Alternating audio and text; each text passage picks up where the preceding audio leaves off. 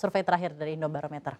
Kalau Indobarometer sudah beberapa waktu nggak survei ya, tapi ada Oh, teman-teman yang survei baru-baru ini. oke. Yang saya ingat terakhir itu ada survei dari indikator politik, kemudian dari Polling Institute. Ya, dilaksanakan kalau indikator itu 25-26 Desember, kemudian kalau Polling Institute setelahnya mungkin 27-28 Desember. Nah, kalau lihat angkanya yang leading sampai sekarang masih 02 Prabowo Gibran. Di indikator 46,9, di Polling Institute 46,2. Nah, yang menarik itu sebetulnya adalah pertarungan. 46,9, 46,2. Iya, Oke. yang menarik itu adalah kompetisi atau race antara Anies dengan Ganjar. Itu seperti apa Kalau posisinya sekarang? di indikator survei sebelumnya yang unggul masih Ganjar, tetapi sekarang yang unggul adalah Anies 23-22 sekitar itu. Kalau di Polling Institute itu memang Anies sudah unggul, kalau tidak salah angkanya 24-21 gitu. 24-21. Oke. Jadi kalau kita lihat survei sebelum debat ini dilaksanakan, ya ada dua kemungkinan ya Pilpres kita ini. Pertama sekali putaran, artinya dan itu akan terjadi kalau misalnya Prabowo Gibran bisa Menyentuh 50%. ya menyentuh 50%, artinya perlu tambah 4-5% lagi. Kemudian kalau misalnya dua putaran, maka pertanyaannya siapa yang akan lolos ke putaran kedua. Yang hampir pasti adalah Prabowo Gibran. Nah, yang menjadi menarik adalah pertanyaannya adalah siapakah yang akan mendampingi Prabowo Gibran, apakah Anies atau Ganjar. Nah, kalau bicara sebagian survei, sebetulnya temuan bahwa Anies itu sudah melewati Ganjar sudah terjadi pada survei-survei katakanlah pertengahan Desember misalnya. Saya ingat ada CSIS ya, Ya, betul. kalau nggak salah Kompas gitu, itu di situ Anies sudah melewati Ganjar. Tetapi waktu itu indikator misalnya masih Ganjar yang unggul. Nah, ini perkembangan yang baru bahwa indikator pun juga yang unggul adalah Anies. Jadi per hari ini sih kelihatannya yang Nomor satunya lolos ke putaran 02, kedua ya. 02, kemudian Nomor duanya disusul oleh 01. 01 gitu. Baru Ya, kalau ada putaran kedua. kalau ada putaran Kalau ada kedua, putaran itu kedua, tadi ya ya. catatannya. Saya ingin tanggapan Anda mengenai debat capres kemarin, Debat. Pak Kodar. Ya seru lah ya. Seru, dan kalau saya lihat sih begini, kalau kalau Pak Prabowo ya, dia kan memang bidangnya pertahanan. Jadi dia langsung to the point soal pertahanan dan keamanan. Kemudian kalau Mas Anies dan Mas Ganjar kelihatannya mencoba memperluas terminologi pertahanan dan keamanan itu kepada aspek-aspek yang lain lah. Iya. Termasuk misalnya soal ekonomi, soal narkoba, soal perdagangan orang dan yang lain-lain. Itu yang pertama.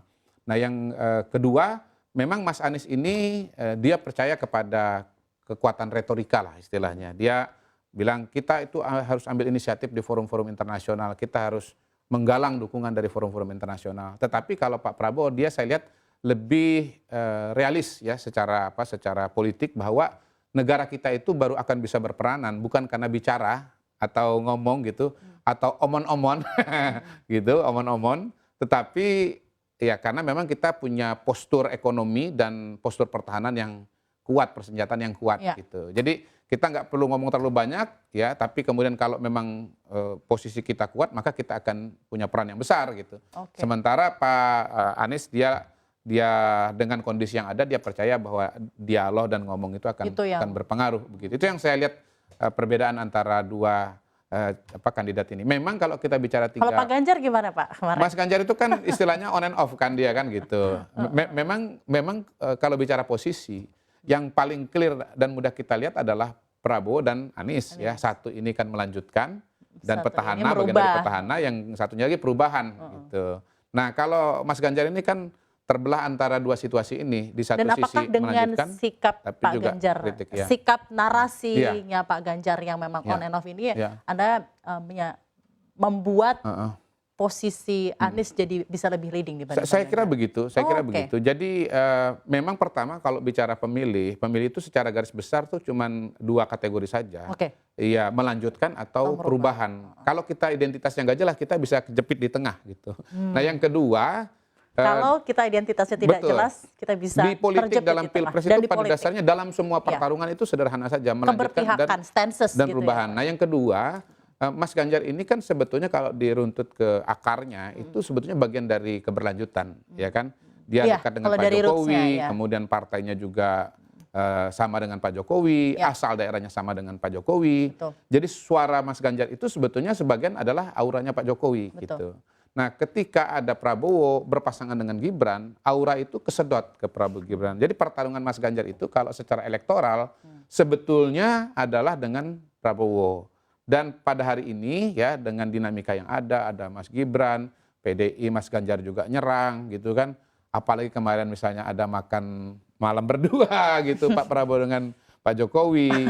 Jadi kolam yang puas kepada Pak Jokowi ini, keberlanjutan ini, itu kayaknya larinya ke Prabowo. Jadi sebetulnya Ganjar ini kalah ya pada hari ini ya dalam tanda kutip oleh Anies, bukan karena Aniesnya, tetapi karena suaranya lari kepada Prabowo Gibran itu. Kalau kita lihat tren suara ini ya, kelihatan banget tuh grafiknya. Ganjarnya menurun, Prabowo-nya menaik gitu. Anies sebetulnya tetap aja. Kalau bahasa saham itu kan sideways. Ada porsinya dari Pak Ganjar yang tersedot ke pasangan nomor 2 gitu tadi ya. Betul.